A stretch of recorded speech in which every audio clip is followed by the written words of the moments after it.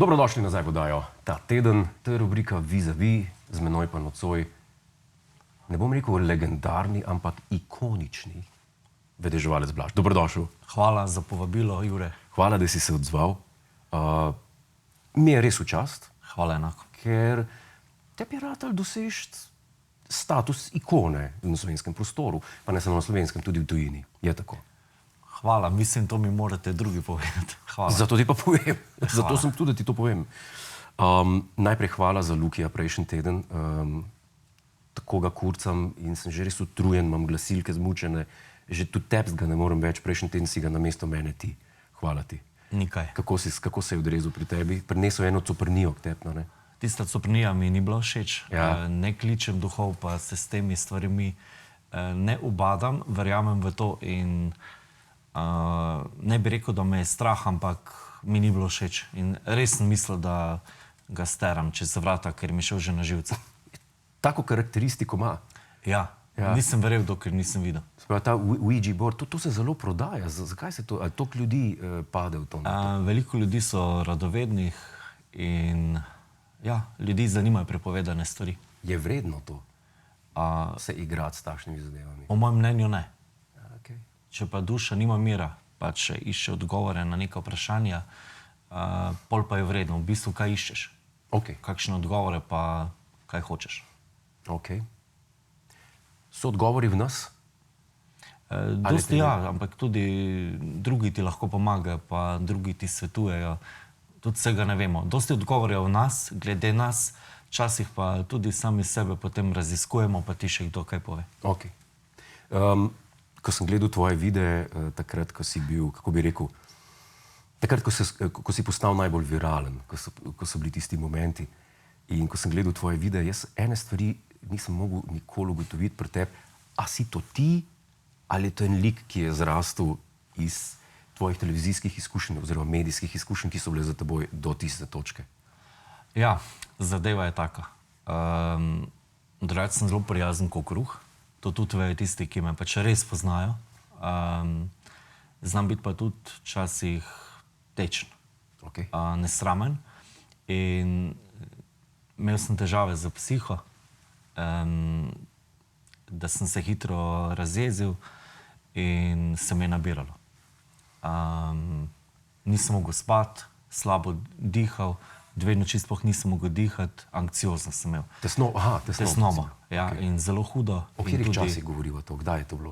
V tem času, ko sem najbolj divjal. Okay. Ja. In res mi je grozen. Eni bo rekli še zdaj, ampak sem se malo bolj umiril. In imel sem nemir v duši. In slabo negativno energijo.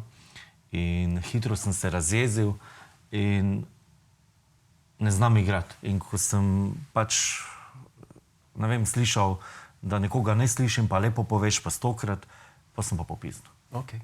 To je bilo to. Se pravi, tudi V bistvu ni bilo fejst. Zaigrano. Ne, jaz sem res tak. Jaz pač povem parkrat, pol pa, ko večkrat povem, več ne morem ponavljati, ko papiga. ja. In ja, Sprav, v tistih časih, ti si imel večerno oddajo vsak večer, tako rekoč. vsak večer. In to je bilo tudi naporno za delati, pa skozi poslušati ene in iste probleme, ker nikoli me nekdo ne pokliče, če je fajn. Vedno, ko je slabo in ko se ti to nabira negativna energija in samo slabo, enkrat pač pokneš in daš iz sebe. Kako pa si zdržal ta ritem? Ti, kaj si se mogel voziti, potem oddajo narediti. V živo oddajo delati ni hec. To vsak ve. Ja, hvala Bogu je bila pol korona, da me je prisilila, da grem bolj naravo, da sem bolj za starši, pa da se umirim. V bistvu meni je korona veliko pripomogla in duhovno, miselno, da sem se umiril. Kaj me še vedno zanimalo, ljudje, ki te kličejo zasebno, sprašujejo bolj intimne oziroma resne stvari, kot te, ki te kličejo v oddajo. Ker te, ki te kličejo v oddajo včasih, enkrat te je ena vprašala, kje je moja mačka? Veš, ali pa telica. Ali pa telica. To me je vedno zdaj, a se tam kdo res pove na kakšen resen način? Ker ljudje imamo resne težave v življenju. Seveda. Nimamo zdaj težave, ali pa enkrat je bila ena, da je izgubila nekaj, pa je imela v avtu pol. Ja. To je, se mi zdi, da A tudi, če te osebno pokliče, a je pa tam resen pogovor? Tudi ne vem. vprašajo. A tudi take stvari, Tudi, ja. banalnosti. Ja, tudi. Od A do Ž imaš tiste ljudi, ki jih je strah, da bi se pogovor kje snemal, povem, da tu ni kamere, nikamor to ne gre, da pač so polmirni. Eni ljudje se bolj zaupajo, bolj diskretno, bolj težke zgodbe povejo, kličejo pa tudi za banalne stvari. Torej, ni razlike.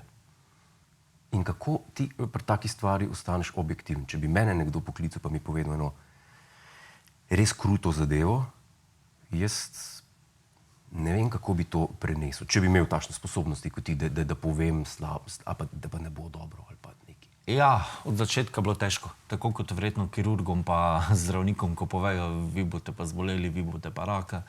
Ni lahko. Okay. Je res? Ja. Vidiš, življenje se moraš marsikaj naučiti in ko misliš, pa ne bom zmogel, naprimer, jaz sem se vedno mislil, joj, ko bo enkrat meni od starš nekdo umrl, mene bo kap zadela, pa ne vem kaj, ampak ne, greš še vedno čez vse in ko si tako močen, da lahko to narediš, sam sebi dokažeš, da gre, ampak moraš pač način uporabiti, kak boš to povedal, ne?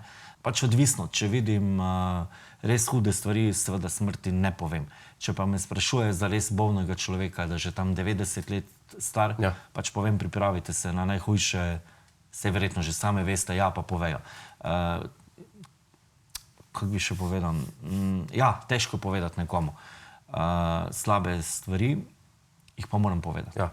Ker se pa tudi zgodijo in ljudje mi veliko stvari zaupajo. Kakšno si imel ti otroštvo? Kdaj se je začelo ta inklinacija do paranormalnega, do vedeževanja, pa do teh zadev? Bil sem star okrog 11 let, ko so mi starši kupili karte in pol pač sem vsakemu obračal, ko je prišel domov. Katere karte so to bile? Ciganske. Ciganske? Ja. In že takrat sem govoril, da bom jaz videl prihodnost, da bom šlogal in to sem tetam govoril in so rekli, to je otrok. Ja. In že takrat sem povedal stvari. Ja. Okay. Ja. Videnje. To me vedno me zanima, ker nekoč sva se pogovarjala o tarot kartah. Ja. Si rekel, da so ene tarot karte, da so imele slabo energijo. Ja. Zate, da jih nisi mogel. In to so bile, mislim, da Crowley. Crowleyjeve tarot karte. Pa to. Spravi ti, glede na to, da obstaja ogromno načinov vedeževanja, od te geomantike, starih kamenčkov do tako naprej in tako dalje, ti ne vedežuješ, tako kot razumem, da nekateri vedeževalci, ki grejo tehnično gledati karte, ti rabiš samo tako, slikovno podlago. Okay. Pa glas moram slišati. To me zanima. Človekov glas. Ja. Okay. Se pravi, nekdo, ki te nekaj vpraša, imaš ta... To je nek dar potem, ker ni tle tehničnega... Ne, ni tehničnega dela. Da bi ti rekel, zdaj boš pa ti mene naučil vedeževati. Ne morem, ne znam. To se ne gre. Ne gre. Jaz dobim sekundi, ko me naprimer nekdo pokliče, pove datum rojstva, jaz rečem, vi ste številka 1, 2, 3, 4, 5, bla, bla, bla. Vi imate brata. Ja. On je zdaj, ne vem, imel nesrečo v bolnici. Ja. Prostata. Ja. Ste bili pred 7 leti na operaciji. Ja. Imate težave z možgani. Ja. Okay. Tak pač jaz se tega nisem naučil. Okay. Ni to tehnično znanje. Moj dar ni naučen. Okay. Ni. Ne boš odprl šole za vedeževanje. Ne. No, o tem. Se pravi, kaj to? V bistvu jaz se ne znam kontrolirati. Ko naprimer jaz dobim klik o eni osebi, jaz avtomatsko rečem, jaz ne razmišljam, fuck, kdo vam je umrl. Ja. Pol šele, umrl se, pa ne bi smel povedati, ne. In včasih prehiter sem in se ne znam brzdati. Okay. Včasih sem bolj s kartami, zdaj tudi brez, mi pa pomaga. Imam ene lepe zlati tarot. Zlati tarot? Ja. To so standardne, aha. To pa mislim, da so, da gre za tako imenovane Harris tarot karte. Ja. Poznam, te zelo lepe so. Ja, meni so čudovite. Katere pa največ uporabljaš? Ciganske, Lenormand, pa zdaj se uvajam v te, pa še ene švicarske karte imam. Lenormand so zelo lepe, tudi zelo lepi slikovni vzorci. Ja. Lepši kot na, za moje pojme, kot na teh ciganskih starih. Ja, seveda, sem ciganske, so krute pa udarne, zdaj imam pa še ene švicarske živalski tarot. Aha, tudi bazirajo na tarotu kabalističnem. Ja. Okay. In je ful dobro.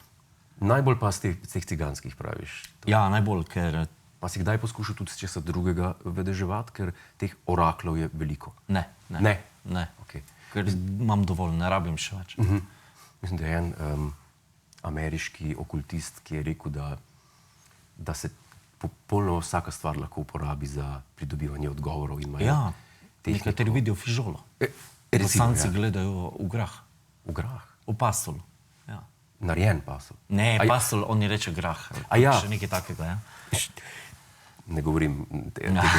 Ti govoriš ogromno jezikov. Kako se toliko jezikov? Ti si ogromno. de facto poliglot. Je ogromno. A je? Ljudje govorijo en jezik. A ja, to pa je. Tuji narodi, ne vem, pejdi v Nemčijo, pejdi v Italijo, kdo zna angleško? No, v Nemčiji še znajo turško. Ja, okay. V Italiji bolj italijansko. Niti angleško. Čeprav Italijani so zelo inteligentni. Absolutno. Ja, ampak nočejo. Si delal kdaj v Italiji? Prosim? Si delal kdaj v Italiji? V Italiji ne, to me še čaka. Rad bi se naučil italijanski jezik. Molto bene. Molto bene. Parla italiano. Parla italiano, un poco. Poco a poco. Ja. Tu tienes probleme, ok? Kako? Tu tienes probleme. Jaz malo mešam za španščino. A, špansko pa govoriš? Ne, vsega pomalo. Vsega pomalem, ok. Ja. Znam pozdraviti italijansko, znam scusi io dove sei, esta strada. Su. Ok, viš, ne znam. Adelante. Ja. Od kje si se toliko jezikov naučil? Kaj je bilo to iz otroštva? Ne vem, ne, v otroštvu sem slab v jezikih, še bosansko nisem znal. Sprav prije kasneje je prišlo pri tebi. Ja, učil sem se. Nekdo pač misli, ja, kako mi je fajn, ko mi kdo reče, ja, fajn, pa ti znaš, neko ja, mogel sem se pa učiti. Okay. Nisem mogel kar tak, ampak imam kar po mojem dar za jezike, da hitro upijam jezike. Naprimer, ko sem živel na Dunaju, ko sem delal prakso za Gorenje, mi je ena Bosanka rekla, ti si Jugosloven, to ne pozabo, ti se nauči prvo bosansko-srbsko, ne? Okay. In sem se res šel naučiti, ker nisem znal, ker jaz nisem imel še v šoli tega jezika. Aha. In naprimer srbsko govorim zelo dobro, Okay. kot materni jezik. Okay. Ja, tudi cirilice znam brati, pa. Okay. Ja, torej za Srbijo tu delam, pa Hrvaško. A je tvoj lik v tujini? Ja. Pa mislim, a nisem enkrat en video videl tebe na Češkem ali na Poljskem? Mogoče, ja. Ti si takoče govoril to, a je tvoj lik v tujini isti kot pri nas? Ne, zato ker nimam na televiziji še. Aha. Naprimer na Hrvaškem sem imel tudi oddajo, na eni veliki televiziji. Ja. Tam sem imel podobni lik. Aha. Ko imam pa TikTok oddaje pa to, pa nimam zvočnikov zadaj, pa mi sam pišejo. Aha. In takrat se ne rabim dreti, ker itak mi napiše in dobro slišim. Meni je samo problem, ko jaz ne slišim. Ker je tu včasih slaba tehnika, pa slabo se sliši. In ko jaz ne slišim datum, jaz ne vem, kaj on govori. Ja. Oni te nekaj sprašujejo in če jaz ne zdaj povežem, jaz ne morem kar nekaj govoriti, da bo odgovor pravi, če ne povem točno vprašanje. Da je res, a veš, kaj mislim? Ja. Če jaz ne vem, kaj on govori, kaj naj povem. In valjda se zaderem, ko stokrat dejte povedati, prosim lepo počasi, pa v televizijo. In ko to moraš vsakemu govoriti, se ti zmeša. To je tvoj zaščitni znak, rado po eni strani. Ja, v tujini pa ne, zato ker mi bolj piše komentarje. So me pa tudi vabili že na švicarsko televizijo. Ja. Ok. Ja. Nemško tudi znam, ko ste rekel, katere jezike znam. Ja. Nemško znam kar dobro. Dobro? Ja, mislim. Zanimalo me je predvsem ena stvar. Glede na to, da delaš na tujih trgih. Ja. Kakšen se ti zdi od tujih trgih v primerjavi z našimi? Bolj dobrodošli, manj dobrodošli? Kakšni se ti zdijo Slovenci v očeh tvojega posla? Ok, zdaj moram lepo govoriti. Ne. Ne rabiš. Meni je to materna država, jaz sem rad Slovenijo, rad delam, imam pa zelo rad Švicare. Švico? Zelo so mirni, prijazni, uglajeni, najraje delam za Švico. Najmanj rad imam pa naprimer, ko sem delal Makedonce, Bolgare, ko se derejo not, pa zna biti tečni. A se derejo? Ja, pa preveč tako, ne vem, mi ni bilo. Najraje imam Švicare pa Slovence. Ok. Naprimer. Drugače delam tudi za Slovaško pa Češko, govorim tudi Slovaško, kar dobro. Tekoče? Ne, nisem tekoče. No. Hovorim po slovenski. To je že več kot jaz. A res? Drugače pa živim v Budimpešti. V Budimpešti si Ja. uradno. Budimpešta je kar mirno mesto, bogato. Mirno. A ni? Ja, če si v mirnem predelu. Ja. Če greš pa na partije. So partiji divji v Budimpešti? Zelo. Veliko študentov, veliko tujcev, Nisem bil še Angležev. nikoli. Aha. A ne? Ne. Par Je let sem face bil. divjo, no? A je tako? Ja, face. Ful je. Budimpešta je bolj za partije.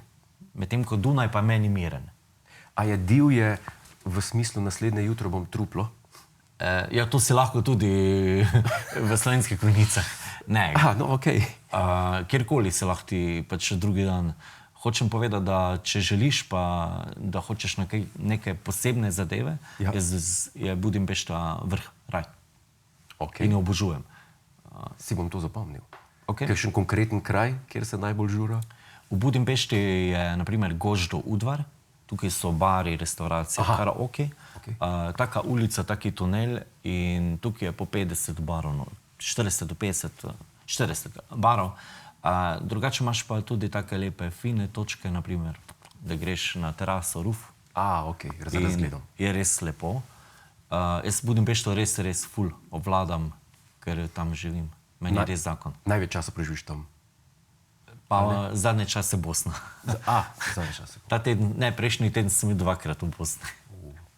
Ti se kar prevoziš po tem takem tudi. Ja, ker ja, rad vozim. Mislim, rad se vozim, ful, rad potujem, to mi je res super.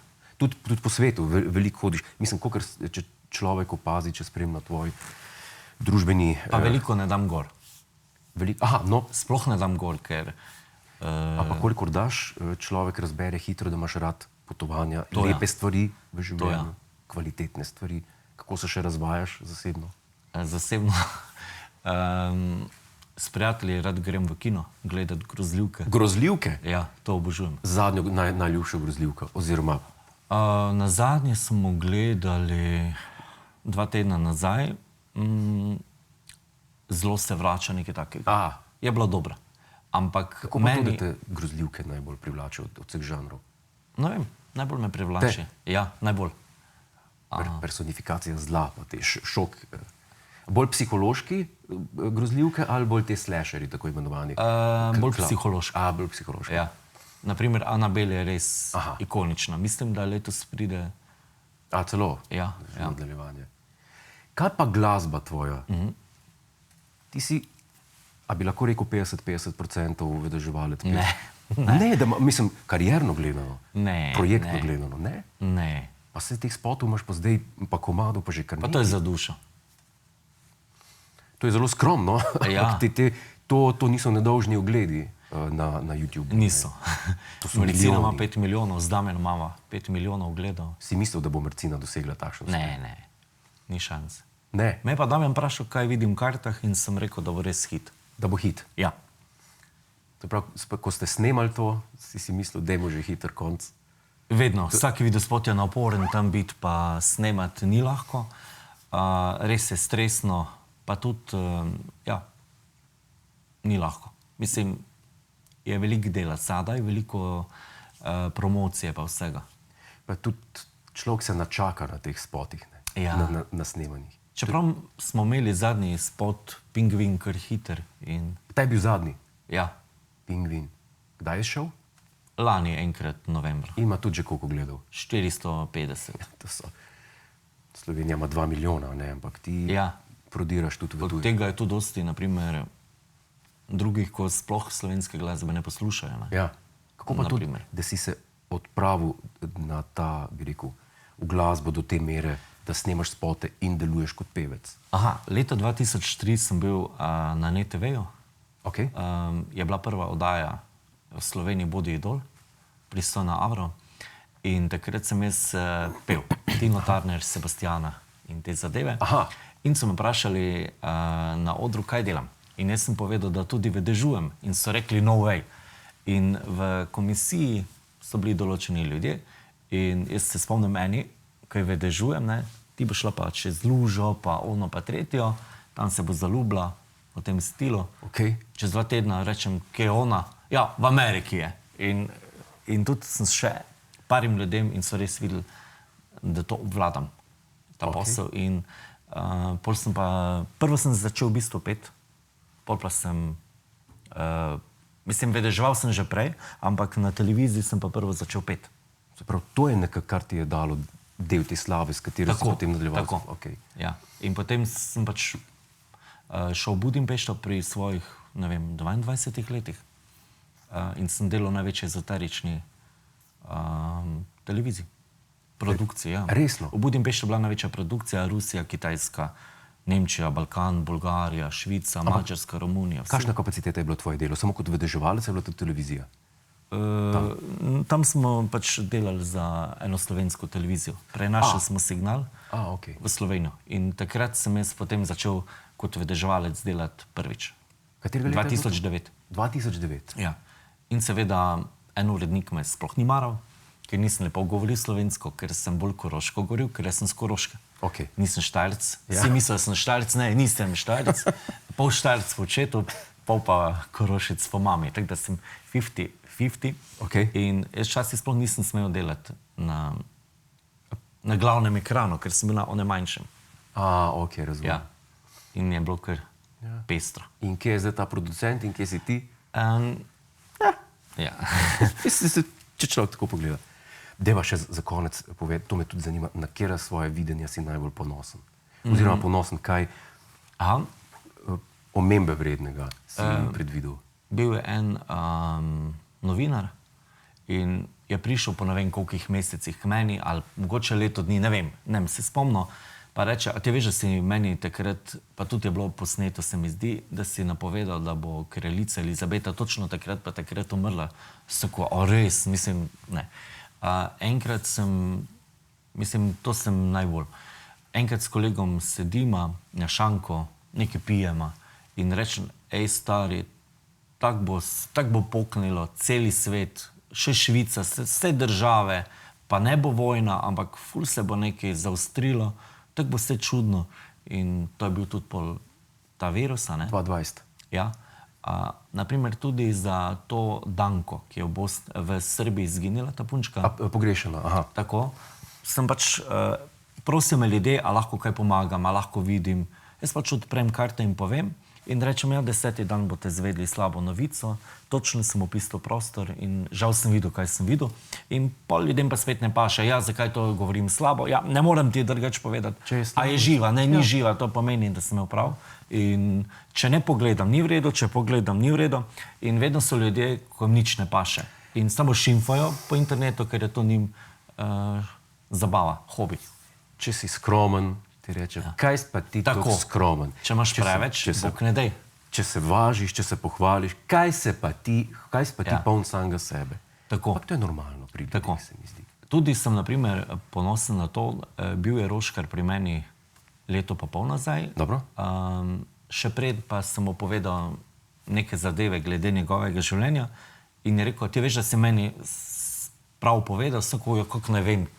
Zdaj si mi povedal, ne? Če sem vedeževalec Blaž. Ja. Veliko stvari, tudi Damjanu Murkotu, je bilo tudi v medijih. On je zdaj star, njegov sin 13, 14, to nekje. Maja še ni vedela, da je noseča. In mi smo se sprehali po Evroparku, sem rekel, ti boš imela sina, ti si noseča.